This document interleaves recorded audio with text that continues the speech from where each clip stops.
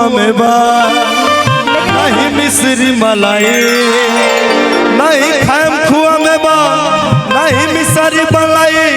अरे धैल बानी हो तो पीस के पिला दाना। ए गणेश के मम्मी का हो? अरे धैल बानी हो तो पीस के पिला दाना। ए गणेश के मौसी, ए गणेश के मम्मी, ए गणेश के मम्मी तनी पाव भर भांग खिला दाना। ए गणेश के मम्मी तनी पाव भर भांग खिला दाना।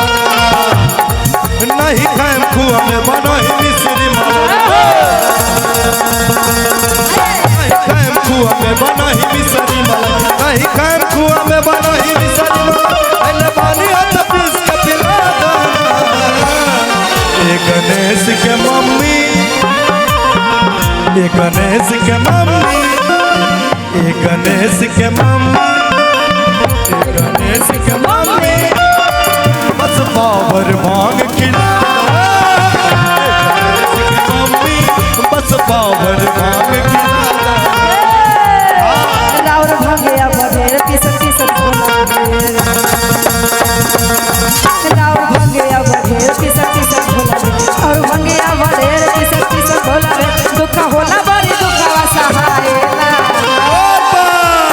बोल के बढ़िया बोल बा, बोल के बढ़िया बोल बा। लेकिन कहेंगे ए गणेश के पापा हमसे पिसाई।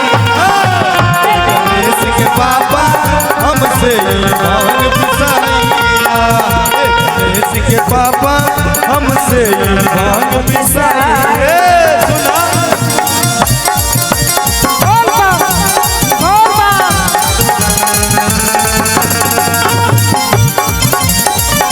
जय हो।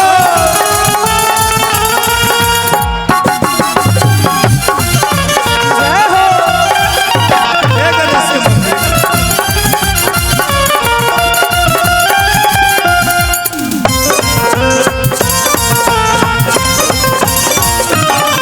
ए नहीं खाएम खुआ मलाई मिसरी।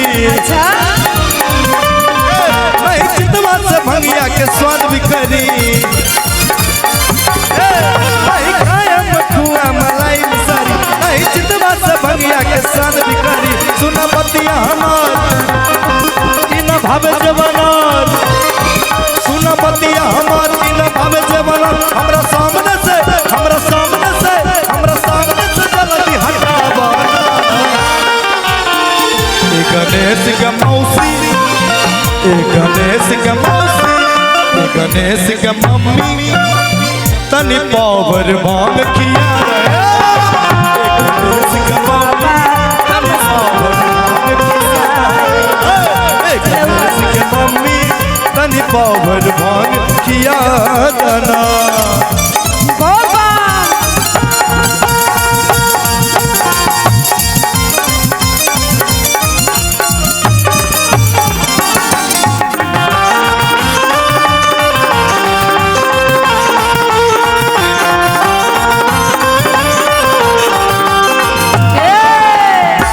लेकिन भोला जी से कहेंगे कि ना हमसे भंगिया, ना हमसे भंगिया पिसाइए गणेश के पापा अच्छा के नैहर जाने। बहुत बहुत धन्यवाद। अच्छा रुका मशीन लगवा दी एगो भांग पीसे वाला। हाँ के ना हमसे भंगिया पिसाइए गणेश नैहर जाने। ना हमसे भंगिया पिसाइए गणेश नैहर जाने।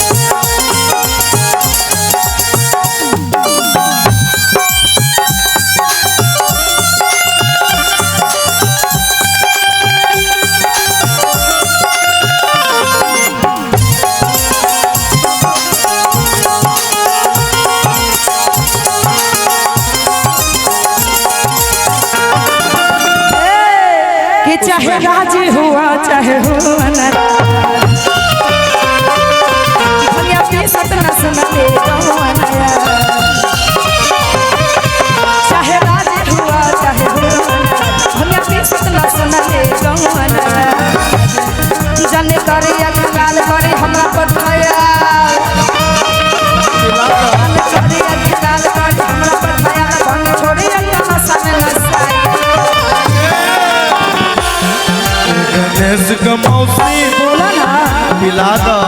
अरे ना हो ए गणेश के मौसी, ए गणेश के मौसी, ए गणेश के मम्मी, बस पाव भांग खिला दो।